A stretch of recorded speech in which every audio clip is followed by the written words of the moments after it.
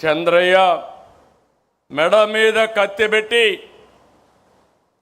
వాళ్ళు చెప్పినట్టు చేయకపోతే చంపేస్తామని బెదిరిస్తే జై తెలుగుదేశం జై చంద్రబాబు అని ప్రాణాలు వదిలిపెట్టిన సంఘటన తెలుగుదేశం పార్టీకి ఒక స్ఫూర్తి.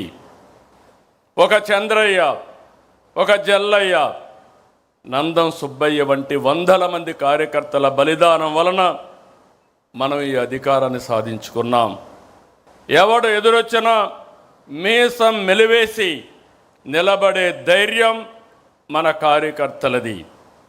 ఎన్టీఆర్ గవర్నమెంట్ని అప్రజాస్వామ్యంగా డిస్మిస్ చేసి అది ఒక చరిత్ర. 30 రోజులు తెలుగుదేశం పార్టీ నాయకులు ఉద్యమ సారథులయ్యారు. ప్రజా చైతన్యంతో ప్రజా జీవనాన్ని స్తంభింపజేశారు.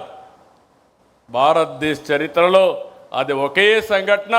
తిరిగి నందమూరి తారక రామారావు గారిని ముఖ్యమంత్రి చేసిన సంఘటన అది ఒక చరిత్ర. అక్రమంగా నన్ను జైల్లో పెట్టారు. లోకేష్ యుగళాన్ని అడ్డుకున్నారు. ఈ వేదిక మీద ఉన్న చాలామందిపై అరెస్టులు చేశారు. బాధితులనే నిందితులుగా చేశారు.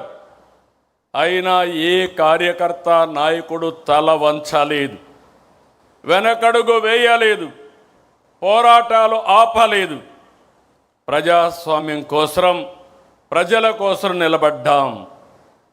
అందుకే 2024 ఇంత మనపు కూడా అనేక సార్లు పొత్తులు పెట్టుకున్నాం. కానీ మొన్న ఎన్నికల్లో మీరు చూస్తే మనమందరం ఆలోచించుకున్న తర్వాత జనసేన పవన్ కళ్యాణ్ గారు ముందుగా వచ్చి వ్యతిరేక ఓటు తీరడానికి వీలు లేదు, కలిసి పనిచేయాలని అనౌన్స్ చేశారు.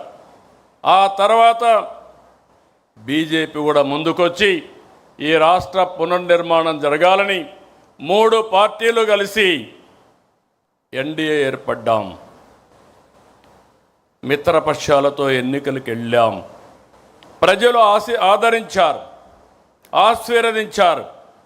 పునర్నిర్మాణ బాధ్యత మనకు అప్పజెప్పారు. నేను చాలా ఎన్నికలు చూశాను. అలాంటివన్నీ మీరు చూస్తే 93% స్ట్రైక్ రేట్, 144% సీట్లు, అపోజిషన్కి ప్రతిపక్ష హోదా కూడా ఇవ్వకుండా పూర్తిగా మన మీద నమ్మకం పెట్టుకున్నారంటే ఇది ఒక చరిత్ర. ఆ చరిత్రను కాపాడుకునే బాధ్యత మన పైన ఉంది.